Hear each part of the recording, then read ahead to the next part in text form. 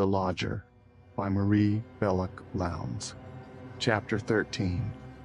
Daisy's father and stepmother stood side by side at the front door, watching the girl and young Chandler walk off into the darkness. A yellow pall of fog had suddenly descended on London, and Joe had come a full half-hour before they expected him, explaining rather lamely that it was the fog which had brought him so soon. "If we was to have waited much longer, perhaps 'twouldn't have been possible to walk a yard," he explained, and they had accepted silently his explanation. "I hope it's quite safe sending her off like that." Bunting looked deprecatingly at his wife. She had already told him more than once that he was too fussy about Daisy, that about his daughter he was like an old hen with her last chicken. "She's safer than she would be with you or me. She couldn't have a smarter young fellow to look after her." "It'll be awful thick at Hyde Park Corner," said Bunting. "It's always worse there than anywhere else. If I was Joe, I'd have taken her by the Underground Railway to Victoria. That'd have been the best way, considering the weather 'tis." "They don't think anything of the weather, bless you," said his wife. "They'll walk and walk as long as there's a glimmer left for 'em to steer by. Daisy's just been pining to have a walk with that young chap. I wonder you didn't notice how disappointed they both were when you was so set on going along with them to that horrid place." "Do you really mean that, Ellen?" Bunting looked upset. "I understood Joe to say he liked my company." "Oh, did you?" said Mrs. Bunting dryly. "I expect he liked it just about as much as we liked the company of that old cook who would go out with us when we was courting. It always was a wonder to me how the woman could force herself upon two people who didn't want her. But I'm Daisy's father, and an old friend of Chandler," said Bunting remonstratingly. "I'm quite different from that cook. She was nothing to us, and we was nothing to her." "She'd have liked to be something to you, I make no doubt," observed his Ellen, shaking her head, and her husband smiled a little foolishly. By this time they were back in their nice, cozy sitting-room, and a feeling of not altogether unpleasant lassitude stole over Mrs. Bunting. It was a comfort to have Daisy out of her way for a bit. The girl, in some ways, was very wide-awake and inquisitive, and she had early betrayed what her stepmother thought to be a very unseemly and silly curiosity concerning the lodger. "You might just let me have one peep at him, Ellen," she had pleaded only that morning, but Ellen had shaken her head. "No, that I won't. He's a very quiet gentleman, but he knows exactly what he likes, and he don't like anyone but me waiting on him. Why, even your father's hardly seen him." But that, naturally, had only increased Daisy's desire to view Mr. Sleuth. There was another reason why Mrs. Bunting was glad that her stepdaughter had gone away for 2 days. During her absence, young Chandler was far less likely to haunt them in the way he had taken to doing lately, the more so that, in spite of what she had said to her husband, Mrs. Bunting felt sure that Daisy would ask Joe Chandler to call at Belgrave Square. 'Twouldn't be human nature, at any rate not girlish human nature, not to do so, even if Joe's coming did anger Aunt Margaret. Yes, it was pretty safe that with Daisy away, they, the Buntings, would be rid of that young chap for a bit, and that would be a good thing. When Daisy wasn't there to occupy the whole of his attention, Mrs. Bunting felt queerly afraid of Chandler. After all, he was a detective. It was his job to be always nosing about, trying to find out things, and though she couldn't fairly say to herself that he had done much of that sort of thing in her house, he might start doing it any minute. And then, where would she and Mr. Sleuth be? She thought of the bottle of red ink, of the leather bag which must be hidden somewhere, and her heart almost stopped beating. Those were the sort of things which, in the stories Bunting was so fond of reading, always led to the detection of famous criminals. Mr. Sleuth's bell for tea rang that afternoon far earlier than usual. The fog had probably misled him, and made him think it later than it was. When she went up, "I would like a cup of tea now, and just one piece of bread and butter," the lodger said wearily. "I don't feel like having anything else this afternoon." "It's a horrible day," Mrs. Bunting observed, in a cheerier voice than usual. "No wonder you don't feel hungry, sir. And then it isn't so very long since you had your dinner, is it?" "No," he said absently. "No, it isn't, Mrs. Bunting." She went down, made the tea, and brought it up again. And then, as she came into the room, she uttered an exclamation of sharp dismay. Mr. Sleuth was dressed for going out. He was wearing his long Inverness cloak, and his queer old high hat lay on the table, ready for him to put on. "You're never going out this afternoon, sir?" she asked falteringly. "Why, the fog's awful. You can't see a yard ahead of you." Unknown to herself, Mrs. Bunting's voice had risen almost to a scream. She moved back, still holding the tray, and stood between the door and her lodger, as if she meant to bar his way, to erect between Mr. Sleuth and the dark, foggy world outside a living barrier. "The weather never affects me at all," he said sullenly, and he looked at her with so wild and pleading a look in his eyes that slowly, reluctantly, she moved aside. As she did so, she noticed for the first time that Mr. Sleuth held something in his right hand. It was the key of the chiffonier cupboard. He had been on his way there when her coming in had disturbed him. "It's very kind of you to be so concerned about me," he stammered. But Mrs. Bunting, you must excuse me if I say that I do not welcome such solicitude. I prefer to be left alone. I cannot stay in your house if I feel that my comings and goings are watched, spied upon." She pulled herself together. "No one spies upon you, sir," she said with considerable dignity. "I've done my best to satisfy you." You have. He spoke in a distressed, apologetic tone. "But you spoke just now as if you were trying to prevent my doing what I wish to do, indeed what I have to do. For years I have been misunderstood, persecuted." He waited a moment, then in a hollow voice added the one word, "tortured."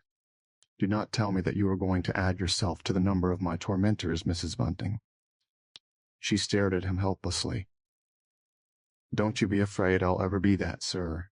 I only spoke as I did because, well, sir, because I thought it really wasn't safe for a gentleman to go out this afternoon. Why, there's hardly anyone about, though we're so near Christmas." He walked across to the window and looked out. "The fog is clearing somewhat, Mrs. Bunting." But there was no relief in his voice. Rather was there disappointment and dread. Plucking up courage, she followed him. Yes, Mr. Sleuth was right. The fog was lifting, rolling off in that sudden mysterious way in which local fogs sometimes do lift in London. He turned sharply from the window. "Our conversation has made me forget an important thing, Mrs. Bunting. I should be glad if you would just leave out a glass of milk and some bread and butter for me this evening. I shall not require supper when I come in, for after my walk I shall probably go straight upstairs to carry through a very difficult experiment." "Very good, sir," and then Mrs. Bunting left the lodger. But when she found herself downstairs in the fog-laden hall, for it had drifted in as she and her husband had stood at the door seeing Daisy off, instead of going into Bunting, she did a very odd thing, a thing she had never thought of doing in her life before. She pressed her hot forehead against the cool bit of looking-glass let into the hat and umbrella stand. "I don't know what to do," she moaned to herself, and then, "I can't bear it, I can't bear it." But though she felt that her secret suspense and trouble was becoming intolerable, the one way in which she could have ended her misery never occurred to Mrs. Bunting. In the long history of crime, it has very, very seldom happened that a woman has betrayed one who has taken refuge with her.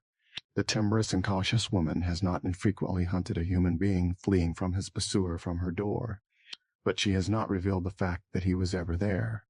In fact, it may almost be said that such betrayal has never taken place unless the betrayer has been actuated by love of gain or by a longing for revenge. So far, perhaps because she is subject rather than citizen, her duty as a component part of civilized society weighs but lightly on woman's shoulders. And then in a sort of way, Mrs. Bunting had become attached to Mr. Sleuth. A wan smile would sometimes light up his sad face when he saw her come in with one of his meals, and when this happened Mrs. Bunting felt pleased and vaguely touched. In between those dreadful events outside, which filled her with such suspicion, such anguish, and such suspense, she never felt any fear, only pity for Mr. Sleuth. Often and often, when lying wide awake at night, she turned over the strange problem in her mind.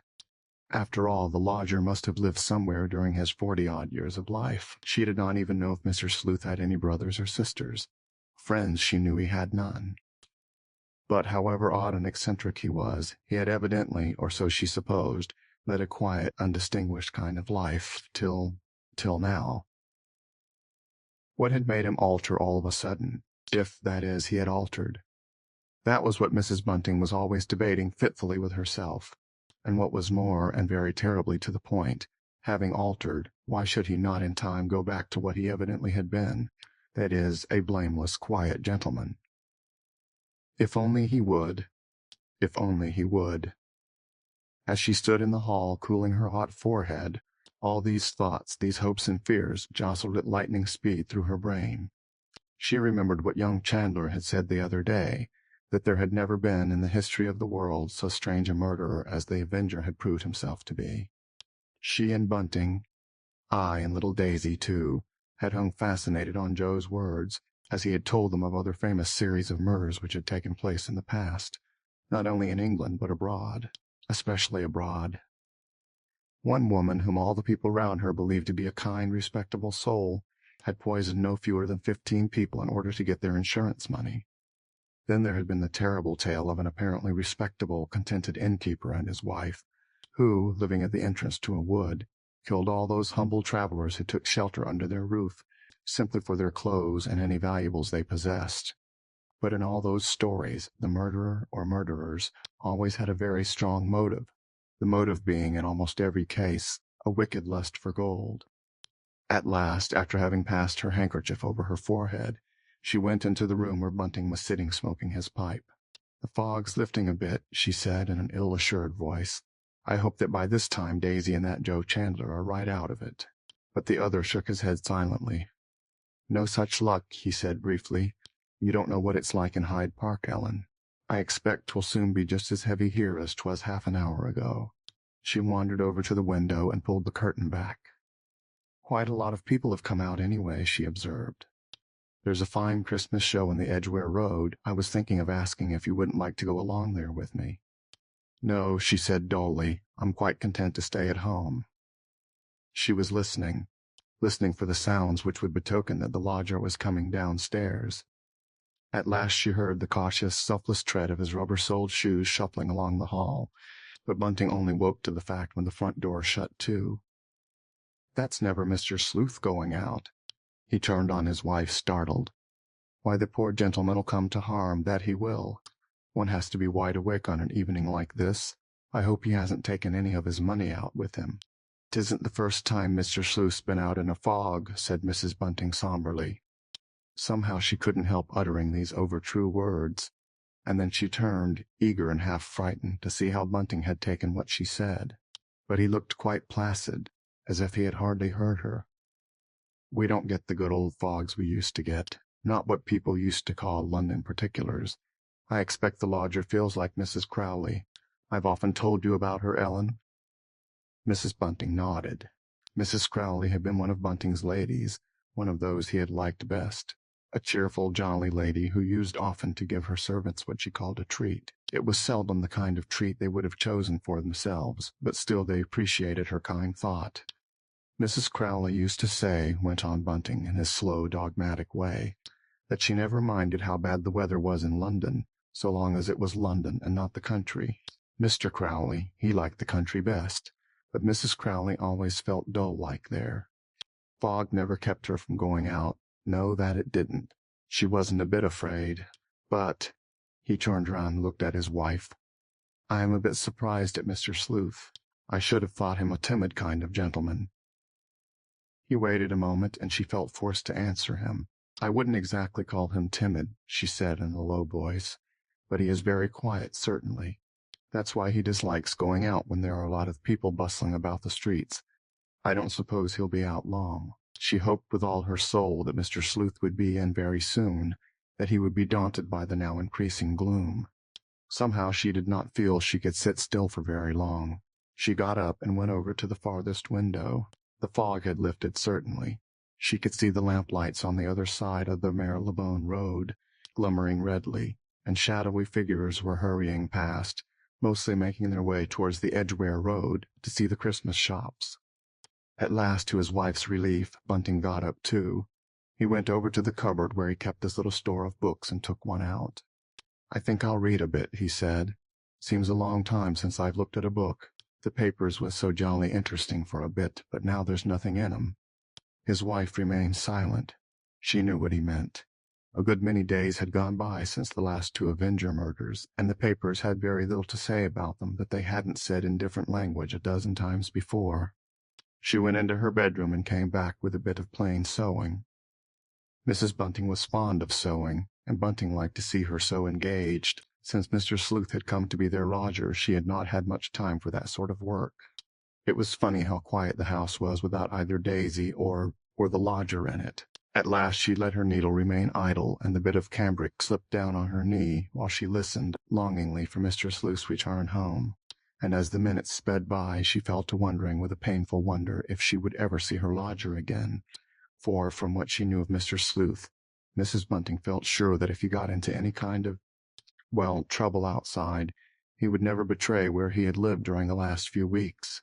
No, in such a case the lodger would disappear in as sudden a way as he had come, and Bunting would never suspect, would never know, until perhaps, God, what a horrible thought, a picture published in some newspaper might bring a certain dreadful fact to Bunting's knowledge. But if that happened, if that unthinkably awful thing came to pass, she made up her mind here and now never to say anything. She also would pretend to be amazed, shocked, unutterably horrified at the astounding revelation. End of Chapter 13. Recording by Leanne Howlett. The Lodger by Marie Belloc Lowndes. Chapter 14. There he is at last, and I'm glad of it, Ellen. 'Tain't a night you would wish a dog to be out in. Bunting's voice was full of relief, but he did not turn round and look at his wife as he spoke. Instead, he continued to read the evening paper he held in his hand. He was still close to the fire, sitting back comfortably in his nice armchair. He looked very well and ruddy. Mrs. Bunting stared across at him with a touch of sharp envy, nay, more of resentment. And this was very curious, for she was in her own dry way very fond of Bunting. You needn't feel so nervous about him. Mr. Sleuth can look out for himself all right. Bunting laid the paper he had been reading down on his knee. I can't think why he wanted to go out in such weather, he said impatiently. Well, it's none of your business, Bunting, now is it? No, that's true enough. Still, 'twould be a very bad thing for us if anything happened to him. This lodger is the first bit of luck we've had for a terrible long time, Ellen. Mrs. Bunting moved a little impatiently in her high chair. She remained silent for a moment. What Bunting had said was too obvious to be worth answering. Also, she was listening, following in imagination her lodger's quick, singularly quiet progress. Stealthy, she called it to herself, through the fog-filled, lamp-lit hall. Yes, now he was going up the staircase. What was it that Bunting was saying? It isn't safe for decent folk to be out in such weather. No, that it ain't. Not unless they have something to do that won't wait till tomorrow. The speaker was looking straight into his wife's narrow, colorless face. Bunting was an obstinate man and liked to prove himself right. I have a good mind to speak to him about it, that I have. He ought to be told that it isn't safe, not for the sort of man he is, to be wandering about the streets at night. I read you about the accidents in Lowndes. Shocking they were, and all brought about by the fog. And then that horrid monster'll soon be at his work again. Monster, repeated Mrs. Bunting absently. She was trying to hear the lodger's footsteps overhead. She was very curious to know whether he had gone into his nice sitting room, or straight upstairs to that cold experiment room, as he now always called it. But her husband went on as if he had not heard her, and she gave up trying to listen to what was going on above. It wouldn't be very pleasant to run up against such a party as that in the fog, eh, Ellen? He spoke as if the notion had a certain pleasant thrill in it after all. What stuff you do talk, said Mrs. Bunting sharply, and then she got up. Her husband's remarks had disturbed her. Why couldn't they talk of something pleasant when they did have a quiet bit of time together? Bunting looked down again in his paper, and she moved quietly about the room. Very soon it would be time for supper, and tonight she was going to cook her husband a nice piece of toasted cheese. That fortunate man, as she was fond of telling him, with mingled contempt and envy, had the digestion of an ostrich, and yet he was rather fanciful, as gentlemen's servants who have lived in good places often are. Yes, Bunting was very lucky in the matter of his digestion. Mrs. Bunting prided herself on having a nice mind, and she would never have allowed an unrefined word, such a word as stomach, for instance, to say nothing of an even plainer term, to pass her lips, except, of course, to a doctor and a sick room. Mr. Sleuth's landlady did not go down at once into her cold kitchen. Instead, with a sudden furtive movement, she opened the door leading into her bedroom, and then, closing the door quietly, stepped back into the darkness and stood motionless, listening. At first she heard nothing, but gradually there stole on her listening ears the sound of someone moving softly about in the room just overhead, that is, in Mr. Sleuth's bedroom. But try as she might, it was impossible for her to guess what the lodger was doing. At last she heard him open the door leading out on the little landing. She could hear the stairs creaking. That meant no doubt that Mr. Sleuth would pass the rest of the evening in the cheerless room above. He hadn't spent any time up there for quite a long while. In fact, not for nearly 10 days. 'Twas odd he chose tonight, when it was so foggy, to carry out an experiment. She groped her way to a chair and sat down. She felt very tired, strangely tired, as if she had gone through some great physical exertion. Yes, it was true that Mr. Sleuth had brought her and Bunting luck, and it was wrong, very wrong of her ever to forget that. As she sat there, she also reminded herself, and not for the first time, what the lodger's departure would mean. It would almost certainly mean ruin, just as his staying meant all sorts of good things, of which physical comfort was the least. If Mr. Sleuth stayed on with them, as he showed every intention of doing, it meant respectability, and above all, security. Mrs. Bunting thought of Mr. Sleuth's money. He never received a letter, and yet he must have some kind of income, so much was clear. She supposed he went and drew his money in sovereigns out of a bank as he required it. Her mind swung round, consciously, deliberately, away from Mr. Sleuth. The Avenger. What a strange name. Again she assured herself that there would come a time when the Avenger, whoever he was, must feel satiated, when he would feel himself to be, so to speak, avenged.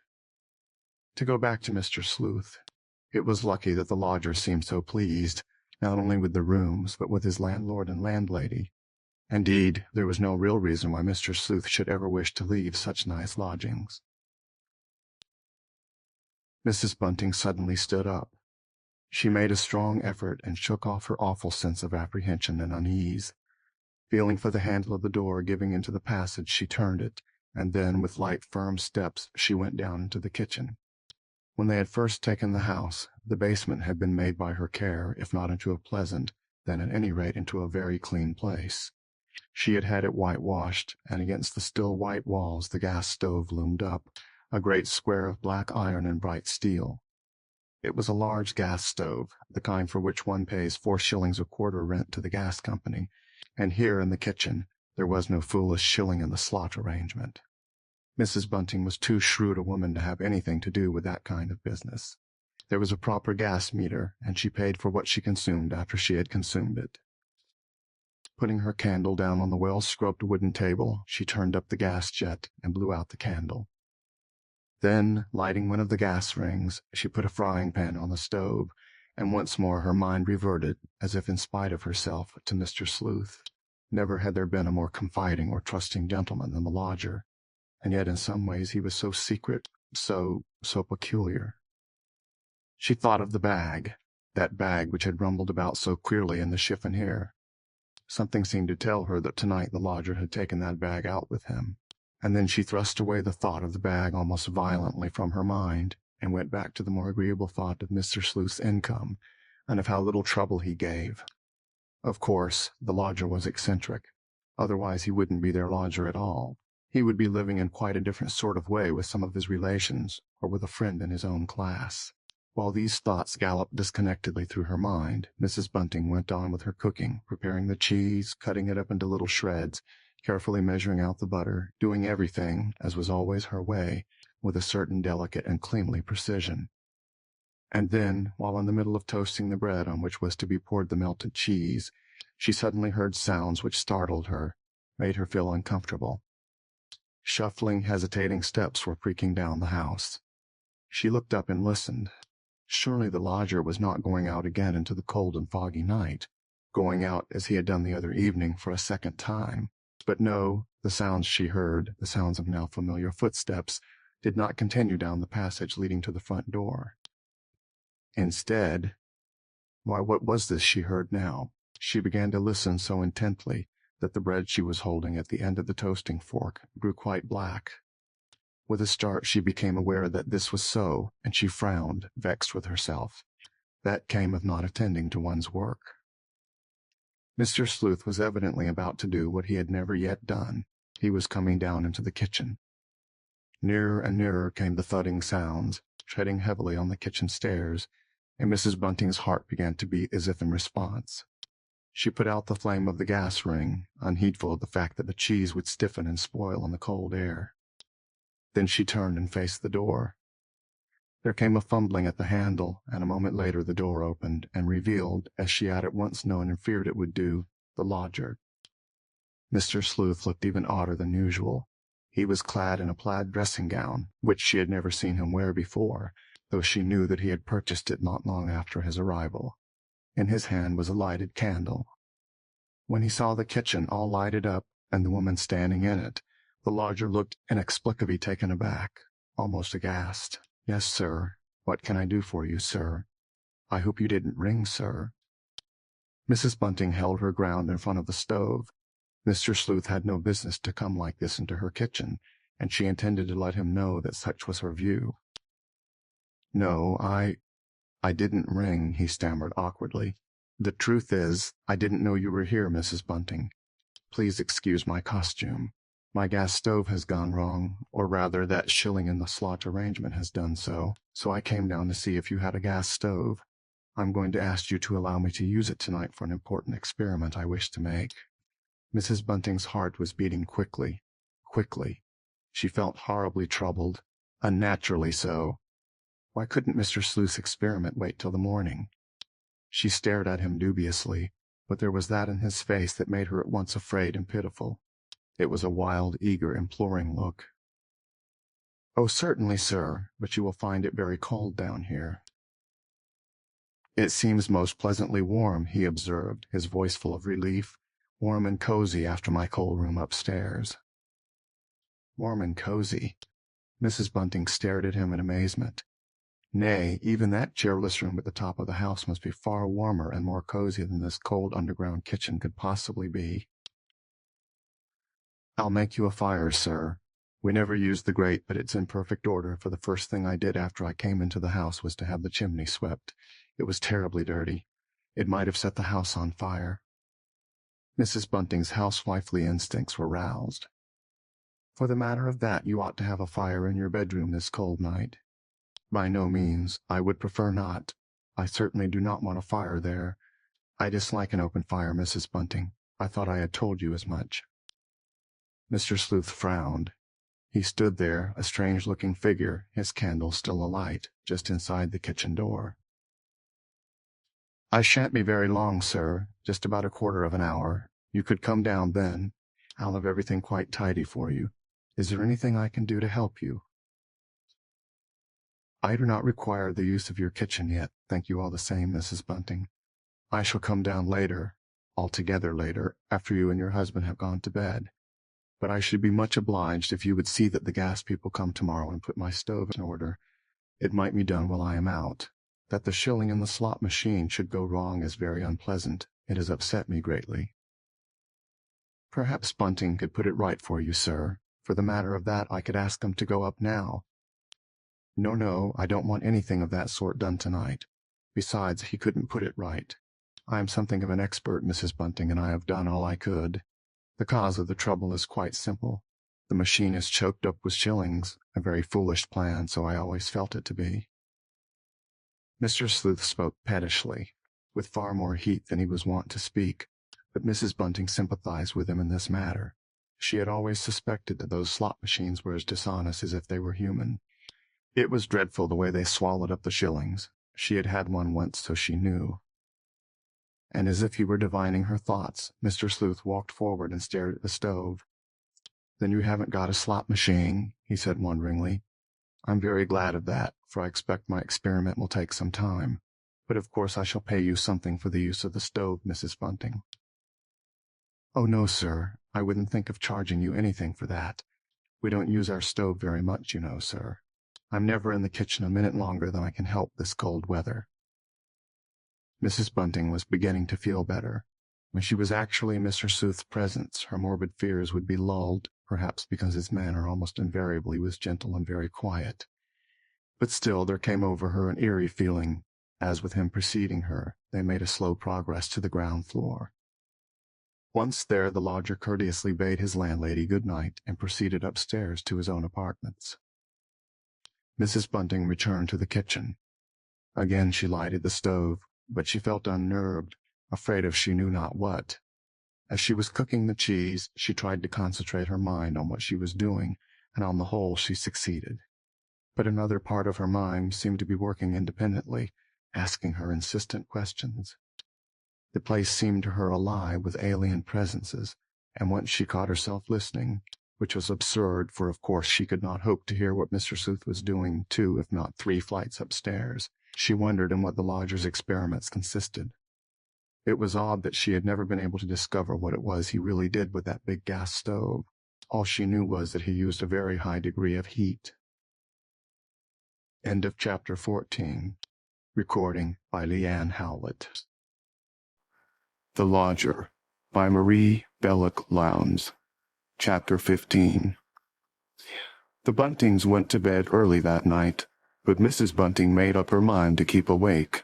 She was set upon knowing at what hour of the night the lodger would come down into her kitchen to carry through his experiment, and above all, she was anxious to know how long he would stay there. But she had had a long and a very anxious day, and presently she fell asleep. The church clock hard by struck 2, and suddenly Mrs. Bunting awoke. She felt put out, sharply annoyed with herself. How could she have dropped off like that? Mr. Sleuth must have been down and up again hours ago. Then gradually she became aware that there was a faint, acrid odor in the room. Elusive, intangible, it yet seemed to encompass her and the snoring man by her side, almost as a vapor might have done. Mrs. Bunting sat up in bed and sniffed, and then, in spite of the cold, she quietly crept out of her nice warm bedclothes and crawled along to the bottom of the bed. When there, Mr. Sleuth's landlady did a very curious thing. She leaned over the brass rail and put her face close to the hinge of the door giving into the hall. Yes, it was from here that this strange, horrible odor was coming. The smell must be very strong in the passage. As, shivering, she crept back under the bedclothes, she longed to give her sleeping husband a good shake, and in fancy she heard herself saying, "Bunting, get up. There's something strange and dreadful going on downstairs which we ought to know about." But as she lay there, by her husband's side, listening with painful intentness for the slightest sound, she knew very well that she would do nothing of the sort. What if the lodger did make a certain amount of mess, a certain amount of smell in her nice clean kitchen? Was he not an almost perfect lodger? If they did anything to upset him, where could they ever hope to get another like him? 3 o'clock struck before Mrs. Bunting heard slow, heavy steps creaking up the kitchen stairs, but Mr. Sleuth did not go straight up to his own quarters, as she had expected him to do. Instead, he went to the front door, and opening it, put on the chain. Then he came past her door, and she thought, but could not be sure, that he sat down on the stairs. At the end of 10 minutes or so she heard him go down the passage again. Very softly he closed the front door. By then she had divined why the lodger had behaved in this funny fashion. He wanted to get the strong, acrid smell of burning, was it of burning wool, out of the house. But Mrs. Bunting, lying there in the darkness, listening to the lodger creeping upstairs, felt as if she herself would never get rid of the horrible odor. Mrs. Bunting felt herself to be all smell. At last the unhappy woman fell into a deep, troubled sleep, and then she dreamed a most terrible and unnatural dream. Hoarse voices seemed to be shouting in her ear, "The Avenger close here! The Avenger close here! Horrible murder off the Edgware Road! The Avenger at his work again!" And even in her dream Mrs. Bunting felt angered and impatient. She knew so well why she was being disturbed by this horrid nightmare. It was because of Bunting. Bunting, who could think and talk of nothing else than those frightful murders, in which only morbid and vulgar-minded people took any interest. Why, even now, in her dream, she could hear her husband speaking to her about it. "Ellen," so she heard Bunting murmur in her ear. "Ellen, my dear, I'm just going to get up to get a paper. It's after 7 o'clock. The shouting, nay worse, the sound of tramping, hurrying feet smote on her shrinking ears. Pushing back her hair off her forehead with both hands, she sat up and listened. It had been no nightmare then, but something infinitely worse. Reality. Why couldn't Bunting have lain quiet abed for a while longer and let his poor wife go on dreaming? The most awful dream would have been easier to bear than this awakening. She heard her husband go to the front door and, as he bought the paper, exchange a few excited words with the newspaper seller. Then he came back. There was a pause, and she heard him lighting the gas ring in the sitting room. Bunting always made his wife a cup of tea in the morning. He had promised to do this when they first married, and he had never yet broken his word. It was a very little thing, and a very usual thing, no doubt, for a kind husband to do. But this morning the knowledge that he was doing it brought tears to Mrs. Bunting's pale blue eyes.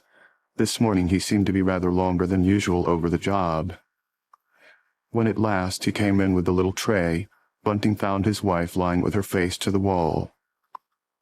"Here's your tea, Ellen," he said, and there was a thrill of eager, nay, happy, excitement in his voice. She turned herself round and sat up. "Well?" she asked. "Well, why don't you tell me about it?" "I thought you was asleep," he stammered out. "I thought, Ellen, you never heard nothing." "How could I have slept through all that din? Of course I heard. Why don't you tell me?" "I've hardly had time to glance at the paper myself," he said slowly. "You was reading it just now," she said severely, "for I heard the rustling. You begun reading it before you lit the gas ring. Don't tell me. What was that they was shouting about the Edgware Road?" "Well," said Bunting, "as you do know, I may as well tell you. The Avenger's moving west. That's what he's doing. Last time 'twas King's Cross. Now 'tis the Edgware Road. I said he'd come our way, and he has come our way." "You just go and get me that paper," she commanded. "I wants to see for myself." Bunting went into the next room. Then he came back and handed her silently the odd-looking thin little sheet. "Why, whatever's this?" she asked. "This ain't our paper." "Course not," he answered a trifle crossly. "It's a special early edition of the Sun, just because of the Avenger. Here's the bit about it." He showed her the exact spot. But she would have found it, even by the comparatively bad light of the gas jet now flaring over the dressing table, for the news was printed in large, clear characters.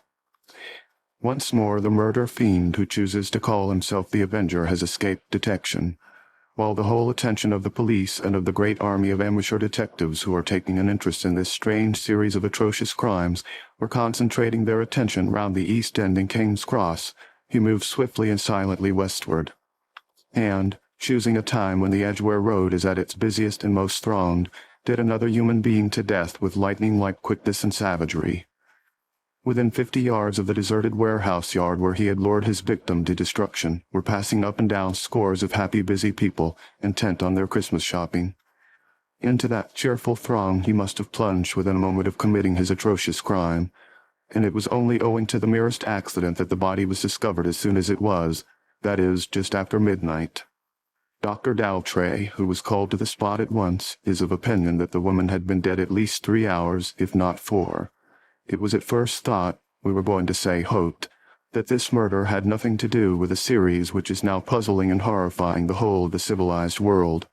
But no, pinned on the edge of the dead woman's dress was the usual now familiar triangular piece of gray paper, the grimmest visiting card ever designed by the wit of man. And this time the Avenger has surpassed himself as regards his audacity and daring, so cold in its maniacal fanaticism and abhorrent wickedness.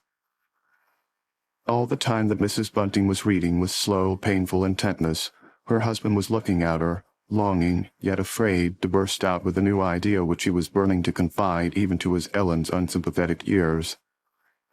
At last, when she had quite finished, she looked up defiantly. "Haven't you anything better to do than to stare at me like that?" she said irritably. "Murder or no murder, I've got to get up. Go away, do." And Bunting went off into the next room. After he had gone, his wife lay back and closed her eyes. She tried to think of nothing. Nay, more, so strong, so determined was her will that for a few moments she actually did think of nothing. She felt terribly tired and weak, brain and body both quiescent, as does a person who is recovering from a long, wearing illness. Presently detached, puerile thoughts drifted across the surface of her mind like little clouds across a summer sky. She wondered if those horrid newspaper men were allowed to shout in Belgrave Square. She wondered if in that case Margaret, who was so unlike her brother-in-law, would get up and buy a paper. But no, Margaret was not one to leave her nice warm bed for such a silly reason as that. Was it tomorrow Daisy was coming back? Yes, tomorrow, not today. Well, that was a comfort at any rate. What amusing things Daisy would be able to tell about her visit to Margaret. The girl had an excellent gift of mimicry, and Margaret, with her precise, funny ways, her perpetual talk about the family, lent herself to the cruel gift. And then Mrs. Bunting's mind, her poor, weak, tired mind, wandered off to young Chandler. A funny thing love was, when you came to think of it, which she, Ellen Bunting, didn't often do. There was Joe, a likely young fellow, seeing a lot of young women, and pretty young women too, quite as pretty as Daisy and 10 times more artful, and yet there. He passed them all by, had done so ever since last summer, though you might be sure that they, artful minxes, by no manner of means passed him by, without giving them a thought. As Daisy wasn't here, he would probably keep away today. There was comfort in that thought, too. And then Mrs. Bunting sat up, and memory returned in a dreadful turgid flood. If Joe did come in, she must nerve herself to hear all that talk there'd be about the Avenger between him and Bunting. Slowly she dragged herself out of bed, feeling exactly as if she had just recovered from an illness which had left her very weak, very, very tired in body and soul. She stood for a moment listening and shivering, for it was very cold. Considering how early it still was, there seemed a lot of coming and going in the Marylebone Road. She could hear the unaccustomed sounds through her closed door and the tightly fastened windows of the sitting room. There must be a regular crowd of men and women, on foot and in cabs, hurrying to the scene of the Avenger's last extraordinary crime. She heard the sudden thud made by their usual morning paper falling from the letter-box onto the floor of the hall, and a moment later came the sound of Bunting quietly going out and getting it. She visualized him coming back and sitting down with a sigh of satisfaction by the newly lit fire. Languidly she began dressing herself to the accompaniment of distant tramping and of noise of passing traffic, which increased in volume and in sound as the moments slipped by. When Mrs. Bunting went down into her kitchen, everything looked just as she had left it, and there was no trace of the acrid smell she had expected to find there. Instead, the cavernous, whitewashed room was full of fog. But she noticed that, though the shutters were bolted and barred as she had left them, the windows behind them had been widely opened to the air. She had left them shut. Making a spill out of a twist of newspaper, she had been taught the art as a girl by one of her old mistresses. She stooped and flung open the oven door of her gas stove. Yes, it was as she had expected. A fierce heat had been generated there since she had last used the oven, and through to the stone floor below had fallen a mass of black, gluey soot. Mrs. Bunting took the ham and eggs that she had bought the previous day for her own and Bunting's breakfast upstairs, and broiled them over the gas ring in their sitting room. Her husband watched her in surprised silence. She had never done such a thing before. "I couldn't stay down there," she said. "It was so cold and foggy. I thought I'd make breakfast up here just for today." "Yes," he said kindly. "That's quite right, Ellen. I think you've done quite right, my dear." But, when it came to the point, his wife could not eat any of the nice breakfast she had got ready. She only had another cup of tea. "I'm afraid you're ill, Ellen?" Bunting asked solicitously. "No," she said shortly. "I'm not ill at all. Don't be silly. The thought of that horrible thing happening so close by has upset me and put me off my food. Just hark to them now." Through their closed windows penetrated the sound of scurrying feet and loud ribald laughter. What a crowd, nay, what a mob must be hastening busily to and from the spot where there was now nothing to be seen. Mrs. Bunting made her husband lock the front gate. "I don't want any of those ghouls in here," she exclaimed angrily. And then, "What a lot of idle people there are in the world," she said. End of chapter 15. Recording by Leanne Howlett.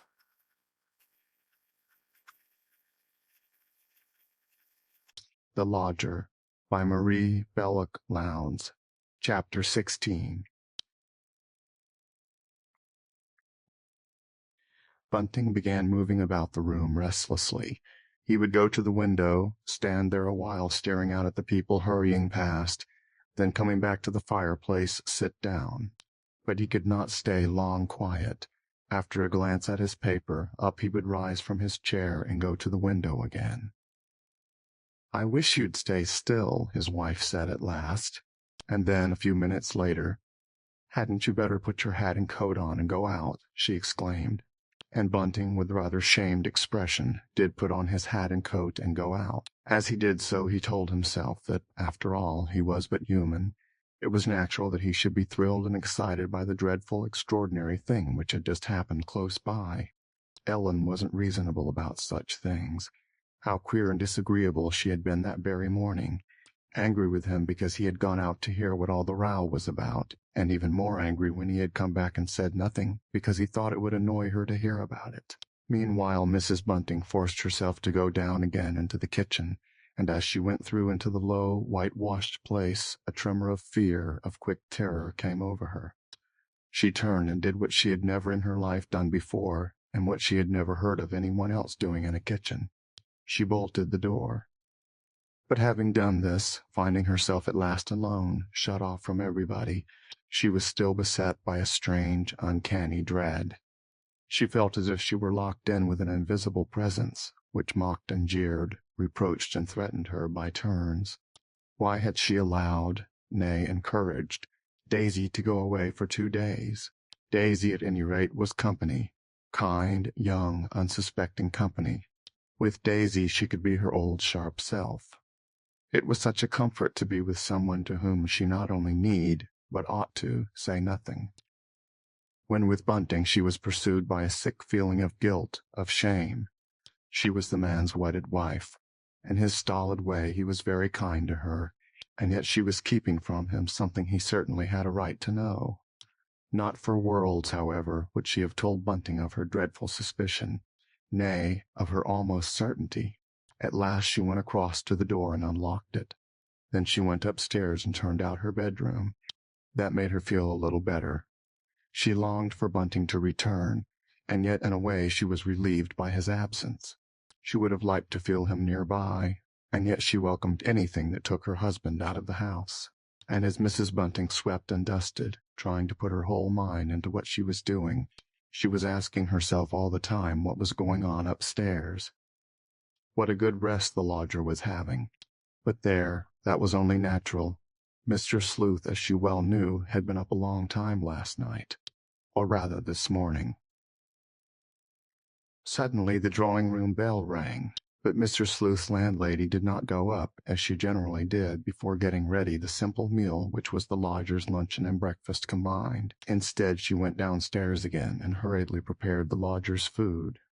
Then, very slowly, with her heart beating queerly, she walked up, and just outside the sitting-room, for she felt sure that Mr. Sleuth had got up, that he was there already, waiting for her, she rested the tray on the top of the banisters and listened. For a few moments she heard nothing. Then through the door came the high, quavering voice with which she had become so familiar. "She saith to him, stolen waters are sweet, and bread eaten in secret is pleasant. But he knoweth not that the dead are there, and that her guests are in the depths of hell." There was a long pause. Mrs. Bunting could hear the leaves of her Bible being turned over, eagerly, busily. And then again Mr. Sleuth broke out, this time in a softer voice. "She hath cast down many wounded from her, yea, many strong men have been slain by her." And in a softer, lower, plaintive tone came the words, "I applied my heart to know and to search and to seek out wisdom and the reason of things, and to know the wickedness of folly, even of foolishness and madness.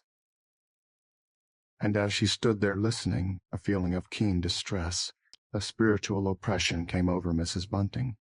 For the first time in her life she visioned the infinite mystery, the sadness and strangeness of human life. Poor Mr. Sleuth, poor, unhappy, distraught Mr. Sleuth. An overwhelming pity blotted out for a moment the fear, aye, and the loathing she had been feeling for her lodger. She knocked at the door, and then she took up her tray. "Come in, Mrs. Bunting." Mr. Sleuth's voice sounded feebler, more toneless than usual. She turned the handle of the door and walked in. The lodger was not sitting in his usual place. He had taken the little round table on which his candle generally rested when he read in bed, out of his bedroom, and placed it over by the drawing-room window. On it were placed, open, the Bible and the concordance. But as his landlady came in, Mr. Sleuth hastily closed the Bible and began staring dreamily out of the window, down at the sordid, hurrying crowd of men and women which now swept along the Marylebone Road. "There seem a great many people out today," he observed, without looking round. "Yes, sir, there do." Mrs. Bunting began busying herself with laying the cloth and putting out the breakfast lunch, and as she did so she was seized with a mortal, instinctive terror of the man sitting there. At last Mr. Sleuth got up and turned round. She forced herself to look at him. How tired, how worn he looked, and how strange, walking towards the table on which lay his meal. He rubbed his hands together with a nervous gesture. It was a gesture he only made when something had pleased, nay, satisfied him. Mrs. Bunting, looking at him, remembered that he had rubbed his hands together thus when he had first seen the room upstairs, and realized that it contained a large gas stove and a convenient sink. What Mr. Sleuth was doing now also reminded her in an odd way of a play she had once seen, a play to which a young man had taken her when she was a girl, unnumbered years ago, and which had thrilled and fascinated her. "Out, out, damned spot!" That was what the tall, fierce, beautiful lady who had played the part of a queen had said, twisting her hands together just as the lodger was doing now. "It's a fine day," said Mr. Sleuth, sitting down and unfolding his napkin. "The fog has cleared. I do not know if you will agree with me, Mrs. Bunting, but I always feel brighter when the sun is shining as it is now, at any rate trying to shine." He looked at her inquiringly, but Mrs. Bunting could not speak. She only nodded. However, that did not affect Mr. Sleuth adversely. He had acquired a great liking and respect for this well-balanced, taciturn woman. She was the first woman for whom he had experienced any such feeling for many years past. He looked down at the still covered dish and shook his head. "I don't feel as if I could eat very much today," he said plaintively, and then he suddenly took a half-sovereign out of his waistcoat pocket. Already Mrs. Bunting had noticed that it was not the same waistcoat Mr. Sleuth had been wearing the day before. "Mrs. Bunting, may I ask you to come here?" And after a moment of hesitation his landlady obeyed him. "Will you please accept this little gift for the use you kindly allowed me to make of your kitchen last night?" he said quietly. "I tried to make as little mess as I could, Mrs. Bunting, but, well, the truth is I was carrying out a very elaborate experiment." Mrs. Bunting held out her hand. She hesitated, and then she took the coin.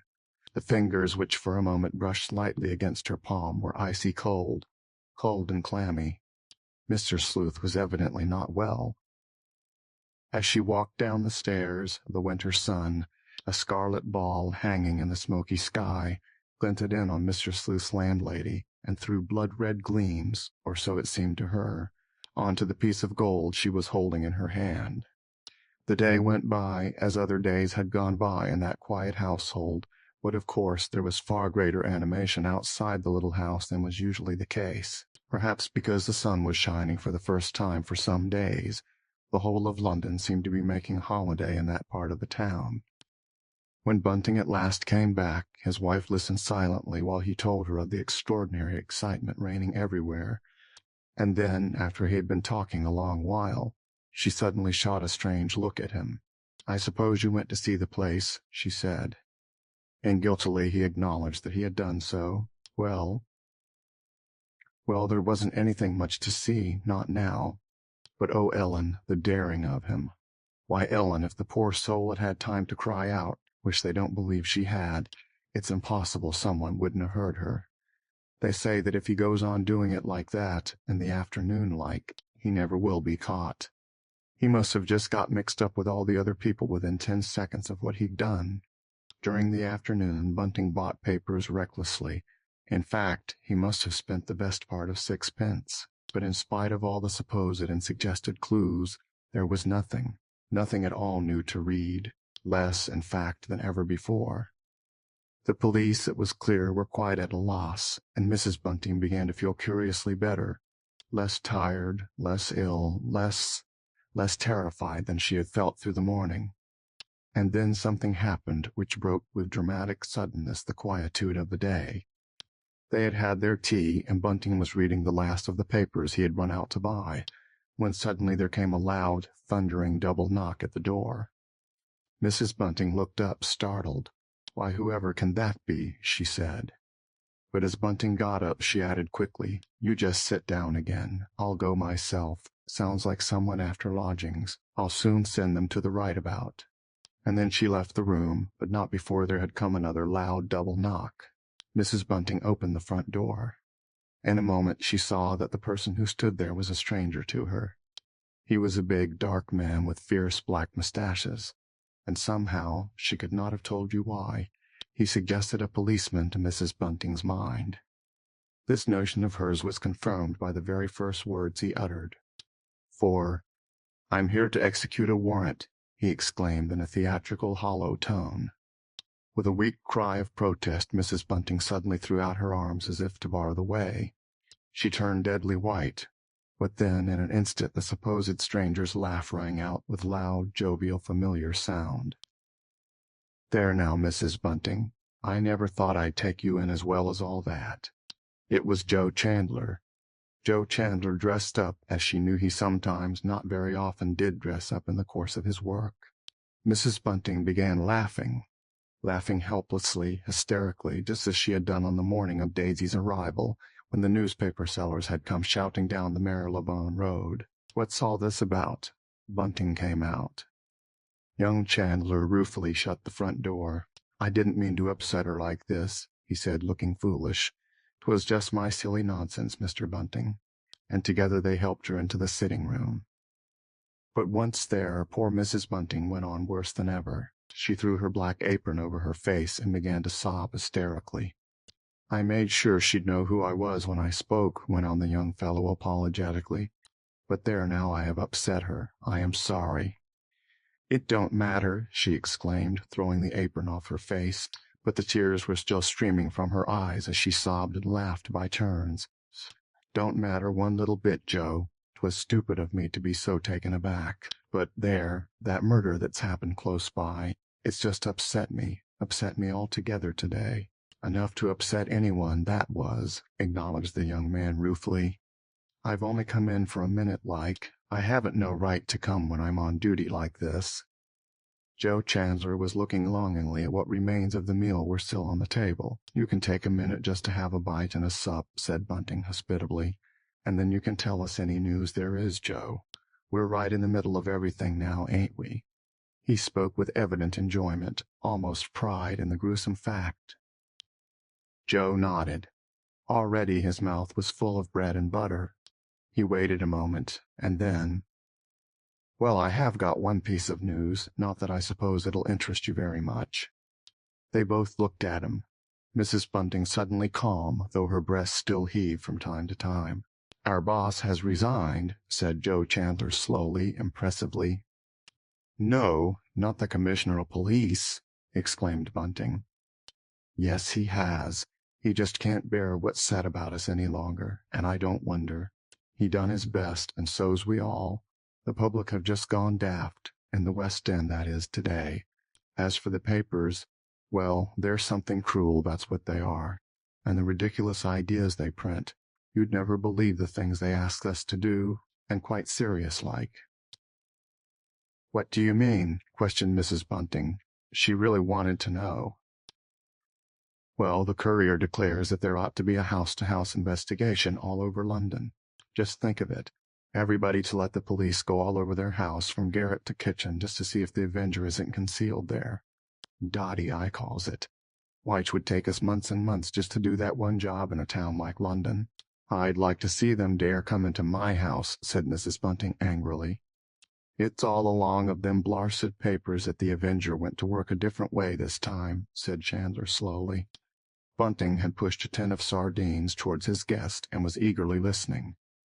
How do you mean? He asked. I don't take your meaning, Joe. Well, you see, it's this way.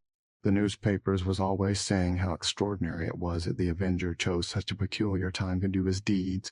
I mean, the time when no one's about the streets. Now, doesn't it stand to reason that the fellow, reading all that and seeing the sense of it, said to himself, I'll go on another tack this time? Just listen to this. He pulled a strip of paper, part of a column cut from a newspaper, out of his pocket. An ex-Lord Mayor of London on the Avenger. Will the murderer be caught? Yes, replied Sir John. He will certainly be caught, probably when he commits his next crime.